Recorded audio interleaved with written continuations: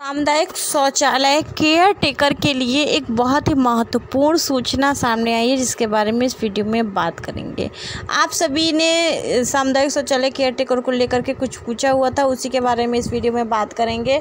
और ये हर एक सामुदायिक शौचालय केयर टेकर महिला को देखना चाहिए और समूह की दीदी को देखना चाहिए। वीडियो शुरू करने से पहले आप लोगों से रिक्वेस्ट है कि अगर आप चैनल पर पहली बार आए हैं तो प्लीज़ चैनल को सब्सक्राइब कर लीजिएगा और वीडियो को शेयर भी करें।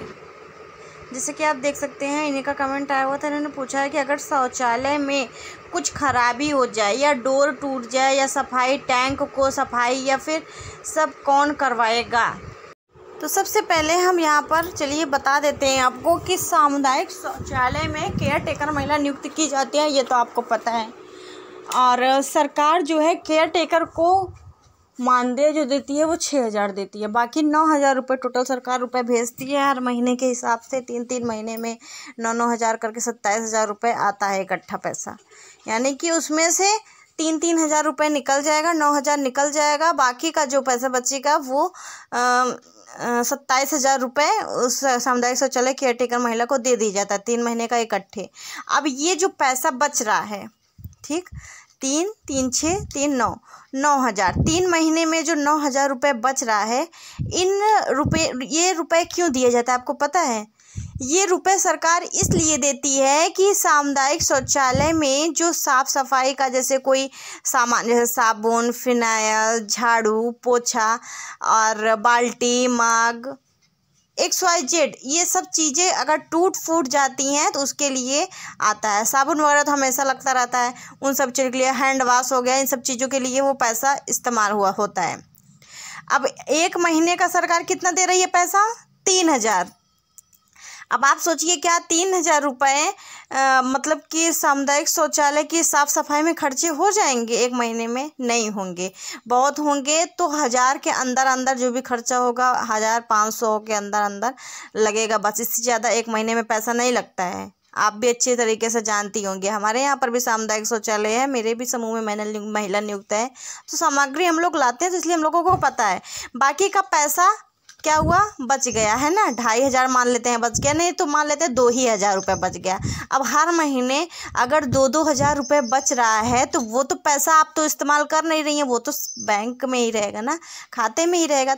वो पैसा जो है सरकार इसलिए दी है इन सामग्रियों के लिए। और साथ ही साथ वो पैसा किन चीज़ों में इस्तेमाल होगा?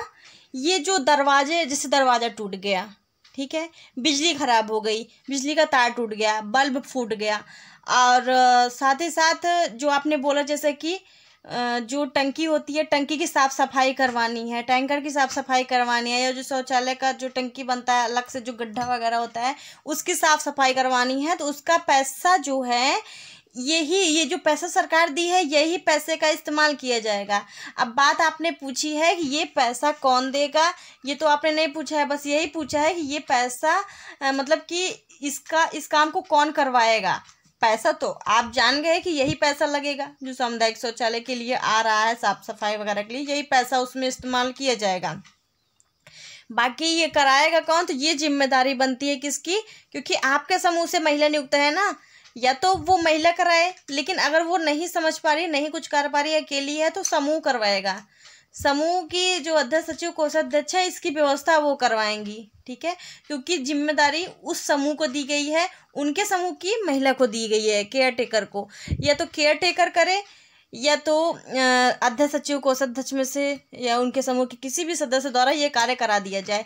और नहीं तो पहले तो आप अपने जैसे ग्राम प्रधान से भी संपर्क कर सकती हैं। जैसे मान लेते हैं कि आपके यहाँ पर ग्राम प्रधान के ही पैसा आ रहा है ना, मान लेते हैं कि जो आप जैसे बहुत सारे लोग ऐसे हैं कमेंट करते हैं कि मैम हमारा पैसा जो है ग्राम प्रधान ही देते हैं और सफाई का भी पैसा ग्राम प्रधान नहीं देते हैं। तो नहीं देते हैं तो वो पैसा कौन देगा? फिर आपके जो ग्राम प्रधान पैसा रखे हैं वही करवाएं, वही साफ सफाई करवाएं अपना, और वही पैसा दें। आपको फिर कुछ नहीं करना है इसमें, ठीक है। क्योंकि कुछ जगह ऐसा भ्रष्टाचार हो रहा है, सरकार समूह के खाते में डालने के लिए बोलती है, लेकिन जो ग्राम प्रधान लोग हैं वो अपने ही खाते में ही अपने पास ही पैसा रखते हैं। केवल उसको वो जो केयर टेकर है उसको मानदेय दे देते हैं, वही मानदेय भी पूरा कोई लोग नहीं देते हैं, खुद ही रखते हैं। सफाई का पैसा भी नहीं देते हैं, खुद ही रखते हैं। ठीक है, अब जैसे कि अगर ऐसी बात है तो ग्राम प्रधान से बात करिए, उनसे काम करवाइए। और अगर आपके समूह के खाते में आ रहा है तो समूह की जिम्मेदारी, इन सब पैसों से आपको ये सभी कार्य करवा लेना है। इसलिए कहते हैं ये जो पैसा आ रहा है इसको इस्तेमाल पूरा खर्चा मत कर डालिए। हर महीने 3-3 हज़ार रुपए, 3 हज़ार में से आप क्या खरीदेंगे? हर महीने तो लगेगा नहीं। बाल्टी है, मग है, हर महीने तो लगेगा नहीं। झाड़ू पोछा हर महीने तो लगेगा नहीं ना, ये तो लगेगा करीब 3-4 महीने पे, मान लेते हैं खराब होगा। और साबुन वगैरह है, साबुन वगैरह कितने का आता है? मुश्किल से 1 महीने में 100 रुपये का साबुन लगेगा बस, इससे ज़्यादा नहीं लगेगा ना। तो बस इस वजह से आप सभी इन पैसों का इस्तेमाल करें, लेकिन उसको बचत भी करती जाएं अपने समूह के खाते में। जब भी ज़रूरत पड़े, जैसे टूट फूट हुई, मरम्मत वगैरह कराने के लिए, आपको इन्हीं पैसे का इस्तेमाल करना है और समूह की जिम्मेदारी बनती है। बाकी मैंने अपने तरीके से आपको बताने की कोशिश की है। जानकारी कैसी लगी कमेंट करके बताएं अपनी राय। वीडियो को शेयर करें, चैनल को सब्सक्राइब करें। कोई भी सवाल है तो कमेंट में ज़रूर लिखें। मिलते हैं अगली वीडियो में। Thank you.